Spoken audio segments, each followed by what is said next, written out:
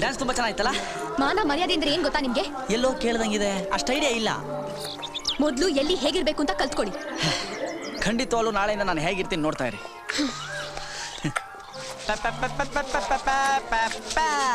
ಬೇಗ ಬೇಗ ಮಾಡ್ರೋ. ಏಯ್ ಮಾಡ್ರೋ ಬೇಗ.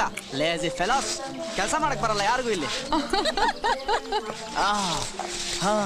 What's happening Young man? ನೆಲ ನೋಡಿ ಅಂಕಲ್, ನಾಳೆ ಮದುವೆ ಗಂಡು ಏನಾದರೂ ಇಲ್ಲಿ ಕಾಲಿಟ್ರೆ ಡೈರೆಕ್ಟಾಗಿ ಜಾರ್ಕೊಂಡು ಹೋಗಿ ನಿಮ್ಮ ಮನೆ ಹಿತ್ಲಲ್ಲಿ ಎದಾಡ್ತಾನೆ. ಅಷ್ಟು ಜಾರುತ್ತೆ.